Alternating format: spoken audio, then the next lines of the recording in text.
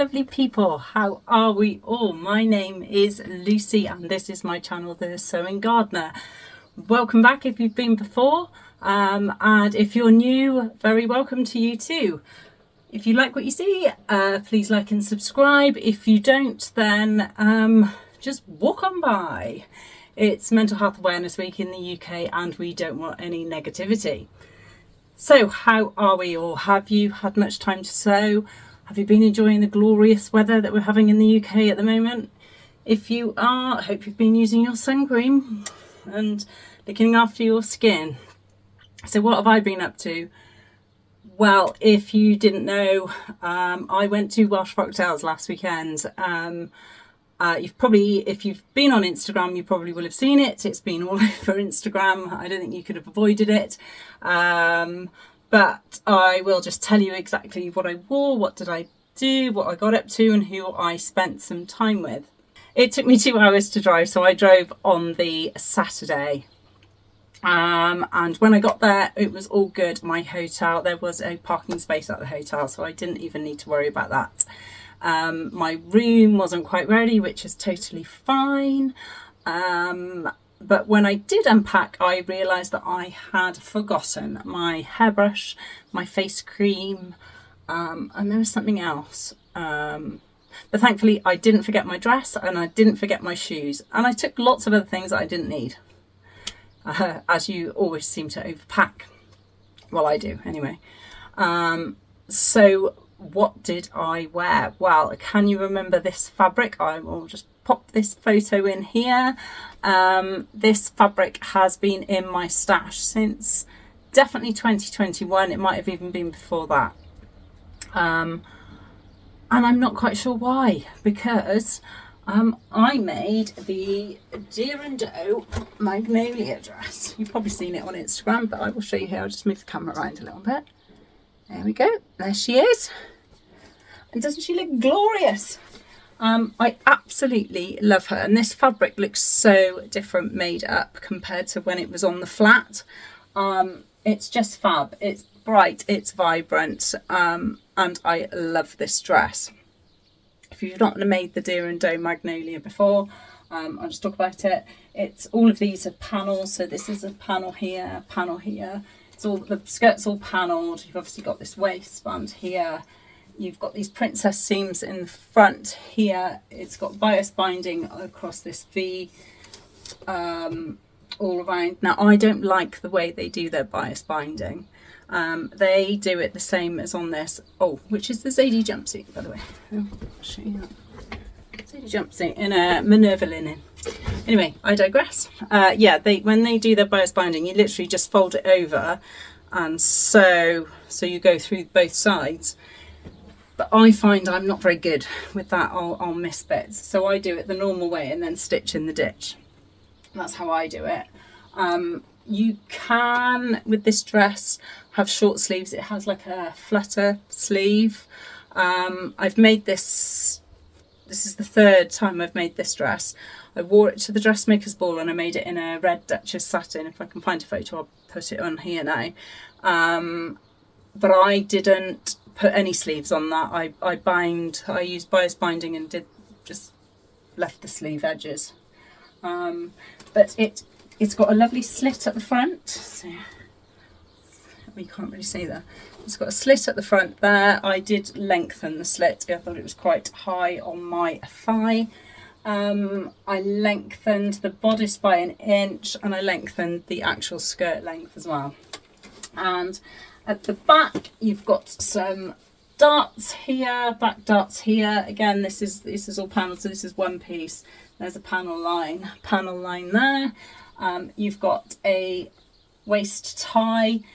Again, when I made it in the Duchess satin, I omitted the waist tie. I didn't put it in. You just sew it into the seams, and I didn't put it in because I thought it would be a bit heavy, and I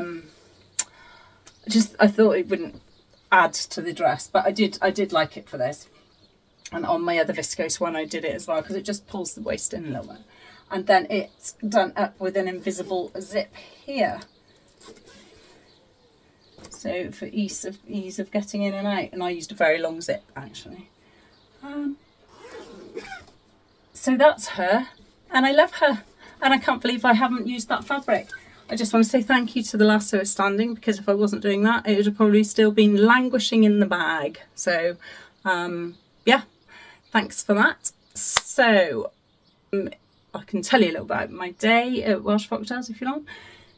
So this is what I wore in the evening, but prior to the evening, after I parked my car, as the hotel room wasn't ready, I went and had a little walk along the promenade, and I met up with the lovely Susie Taylor and Jo, who I always forget her name. I want to just call it Vintage Jo, but it's Vintage Jo so and so on Instagram, and they were with another lady who I didn't know, but her name I do know now because we hit it off. We're lovely person. Kirstine is her name, and she's Mama Stitches on Instagram.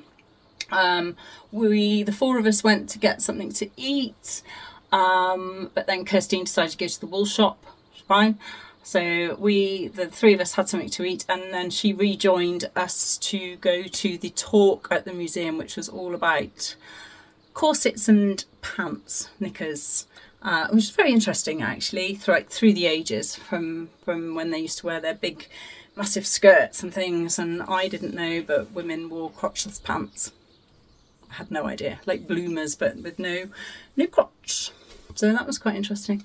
And their waists were teeny tiny. I mean, really, really tiny when they showed it, and it was like 14 inches. I mean, this because her husband liked her. Oh, I can't remember the wording was, but he thought she looked very splendid with a teeny tiny waist. So, and she had a diary in it, and she said it was quite painful at various points. I mean, 14 inches.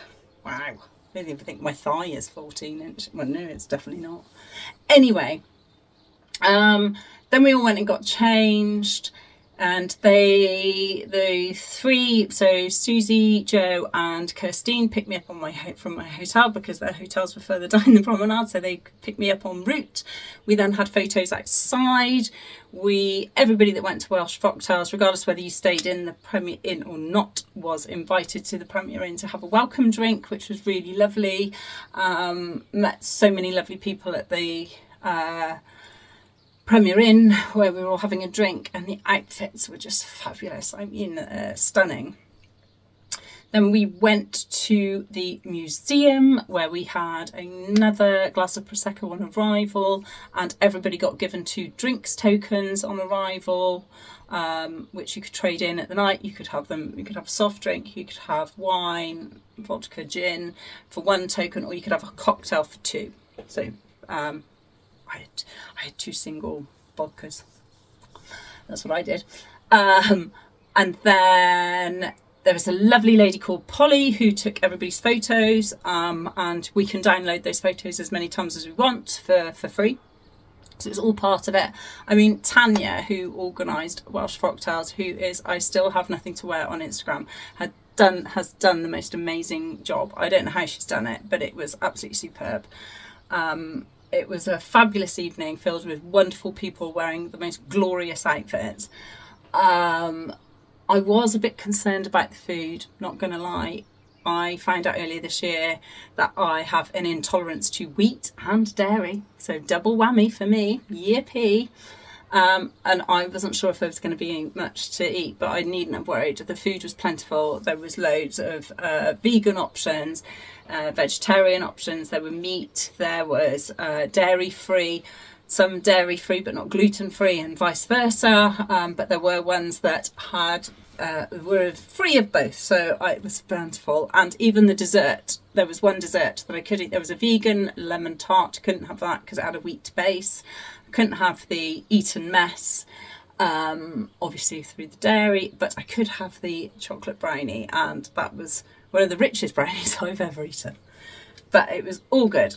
So yeah, that was pretty much my Welsh Frocktails. The only teeny downside for me was on the Sunday morning there was a race for life. Not an issue, I haven't got a problem with race for life at all. But they were setting up right outside my window. My hotel room overlooked the sea, which was glorious.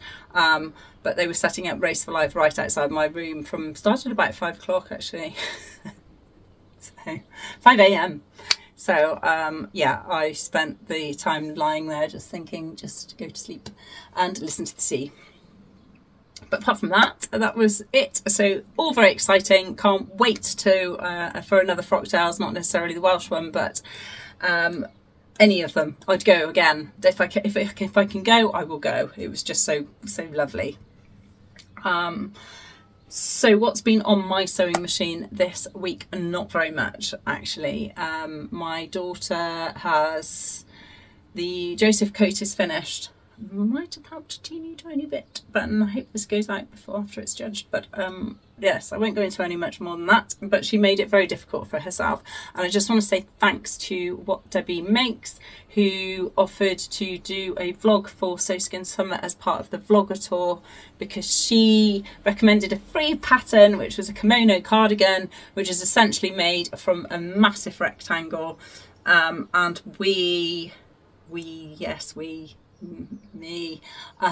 extended that rectangle so it was much longer. So we basically utilised that pattern for the Joseph coat.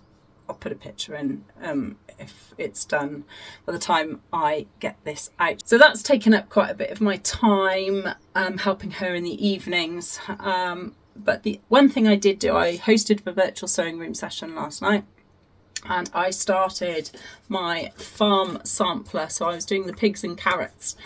Now, anybody that was on Virtual Sewing Room last night will know that partway through, on page 5, I started to struggle. Well, there was 2 reasons I'll start to struggle, but the first on this one is because I hadn't made these pieces. I didn't know where these pieces were.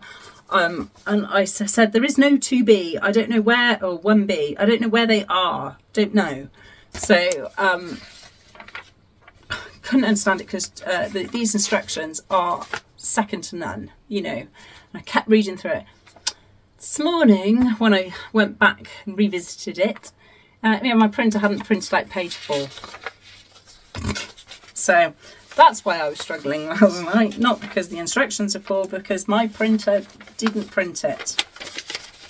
Fabulous. Thanks, printer. The other reason, I'll show you the block in a moment, that I'm struggling, in fact I'll show you now. So this is the feature fabric and this is the background fabric. It's been messing with my brain because my feature fabric is light and my background fabric is dark, whereas on there it's the other way around. So I kept picking up the wrong pieces. I kept looking for the wrong pieces. I kept looking for the purple pieces when I should have been looking for pink pieces. So yeah, did mess with my mind slightly. But look, isn't it cute? And it's a lovely big block. I'm so pleased with him. I love my biggie. Love it.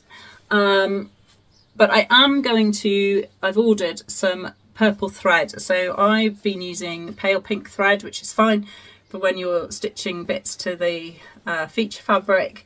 But when you're doing just the purple, I would like purple thread.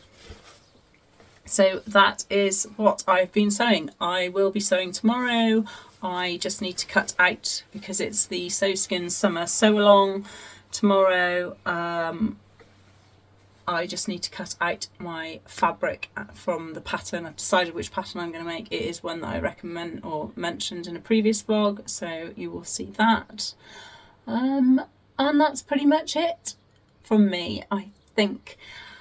As I said, it's Mental Health Awareness Week. Be kind to one another. Be nice to all. I hope you get to enjoy the sunshine while we've still got it. But remember to use sun cream and look after your skin. If anybody still would like a space on the vlogger tour, then do let me know as well. But otherwise, that's all from me, and I will see you all again soon. Thanks. Bye.